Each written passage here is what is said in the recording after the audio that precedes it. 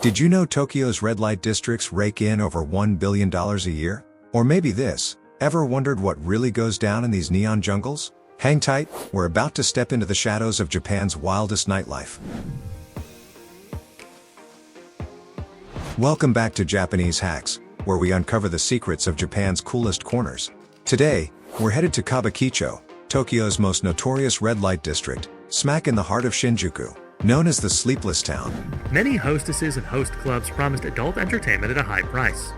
Patrons were forced to purchase pricey cocktails, resulting in excessive expenses for a few drinks and discussion. These businesses adopted a new Kabukicho identity that exists today. It's a maze of neon lights, hidden bars, and a reputation that's equal parts allure and infamy. This isn't your typical tourist spot. It's a world of its own, pulsing with energy and enigma. Kabukicho is often called the Sleepless Town, but it's much more than meets the eye. Whether you're looking for bars, restaurants, or more adult-oriented services, Kabukicho has it all. Over the next few minutes, I'll take you through its streets, past the myths, and into what makes Kabukicho so unique. Buckle up, this is Tokyo After Dark. Red light districts like Kabukicho get a bad rap. Mention them, and people picture sleaze, danger, or shame, think shady deals and taboo vibes. Hollywood's painted them as lawless dens. And yeah, the stigma's real. Japan's conservative side often looks down on these zones. But here's the rub, that's only half the story. The reality? It's complicated. The area evolved into one of Japan's largest entertainment hubs. Over the decades, Kabukicho became infamous for its adult entertainment, love hotels, host and hostess clubs, and late-night bars. While the neon lights are enticing, be cautious of touts who approach you on the street. They may promise cheap drinks or a special experience, but these can often lead to overpriced establishments or scams. Always research your destination or choose places with clear signage and menus. Kabukicho's not just a vice hub, it's a business, a culture, even a lifeline for some. Misconceptions miss the human side. Workers here aren't all victims, and visitors aren't all creeps. Crime's lower than you'd think. A 2023 report pegged Shinjuku's violent crime rate at just 0.3%. The challenge is seeing past the neon glare to what's really going on. Let's ditch the stereotypes and take a closer look. However, after sunset, a strong adult atmosphere begins to awaken. After sunset, Kabukicho's streets become alive and the entire district is filled with luminous signboards and deafening music from the houses. The night is just beginning. Rip-offs are regrettably all too common in Kabukicho, as they are in every red light area. The general rule is that if someone is outside trying to get you to come inside, don't go. And if they name a price, expect to pay triple that at least. Charges appear from nowhere, doors are blocked off, and your wallet will be considerably lighter whether you like it or not.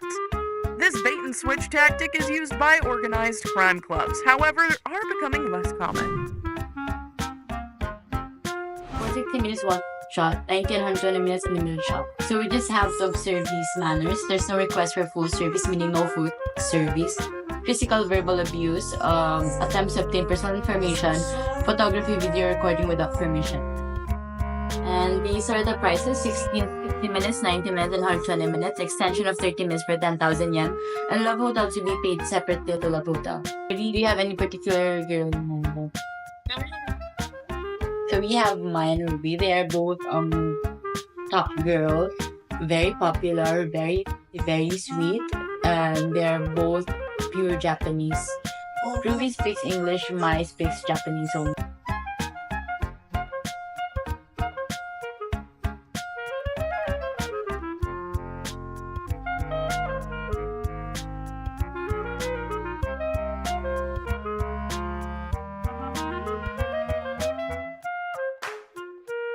So, what's Kabukicho like up close? Picture this, narrow streets buzzing with life, over 3,000 businesses crammed into a few blocks. You've got hostess bars where women chat up clients for drinks, love hotels renting rooms by the hour, and cabarets with dazzling performances. Neon signs scream temptation. Girls, drinks, fun exclamation mark while touts in suits lure you in. It's chaotic, loud, and unapologetic. But it's not all flash. There's variety, karaoke lounges, themed cafes, even legit restaurants sit alongside the edgier spots. I read a worker's take online. It's a job, like any other. Some nights are great, some are tough.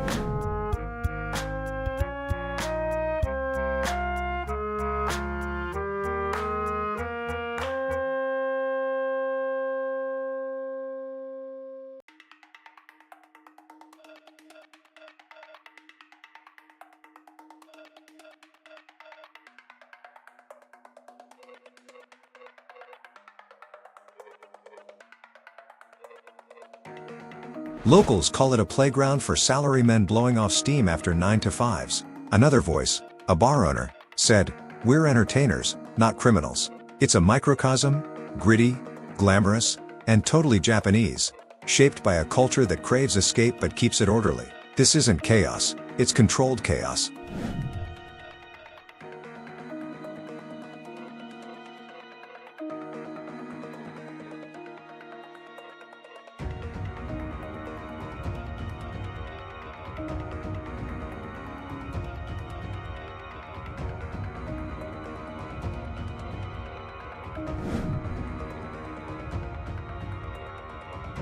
Here's the moment that flipped the script for me.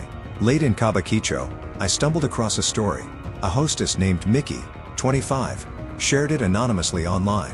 She's worked here 3 years, pouring drinks, laughing at bad jokes. "People think I'm desperate," she wrote, "but I chose this. It paid for my mom's surgery, 2 million yen in 6 months. She's not trapped. She's strategic. Nights are long, clients can be rude, but she's proud. I'm good at this, and it's mine." Kabukicho, with its neon lights and vibrant nightlife, hides a darker reality. Many Toyoko kids find themselves in extreme vulnerability, sleeping in public spaces or temporary shelters, without safety, adequate food, or emotional support.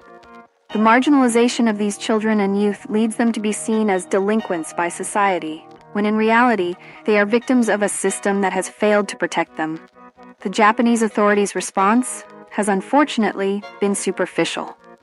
Instead of addressing the deep-rooted causes that push these young people to the streets, such as the lack of family and social support. That hit me. Kabukicho's not just glitz or grit, it's survival, ambition, even defiance. Mickey's story isn't rare, it's one of thousands. It's not all rosy exploitation happens, but it's not all dark either. This place thrives on people rewriting their narratives, and that's the real pulse behind the lights. Welcome to Japan's dark side of prostitution, where the lines between legal and illegal blur, where scams are designed to trap unsuspecting tourists, and where many find themselves caught in a world they can't escape. One of Kabukicho's more famous features is its abundance of love hotels. These themed hotels are a big part of Japan's dating culture, where couples can rent rooms for a few hours or overnight. Each hotel offers a different experience, from ultra-luxurious to quirky and fun. So, what's the takeaway? Kabukicho's a paradox, Tokyo's wild heart, glowing with excess and opportunity. It's more than its reputation. Past the stigma, it's a business hub, a cultural oddity, a slice of Japan that doesn't sleep. Misconceptions fade when you see the people. Workers like Mickey, locals keeping it alive. It's messy, magnetic, and woven into Tokyo's fabric, a place where fantasy meets reality. Love it or hate it, Kabukicho's proof Japan's got layers worth exploring. Another surprising reality of Japan's street nightlife is the growing presence of ladyboys, men who have undergone transformations to appear as women. In areas like Shinjuku and Roppongi, ladyboys often target drunk tourists, promising a wild experience. Many unsuspecting men are led into hotels, only to find out too late that things aren't as they seem. In some cases, ladyboys work together with gangs, robbing or blackmailing their clients once inside a private room. For those unfamiliar with Japan's nightlife scene, this is one of the biggest traps waiting in the dark. What do you think of red light districts like Kabukicho?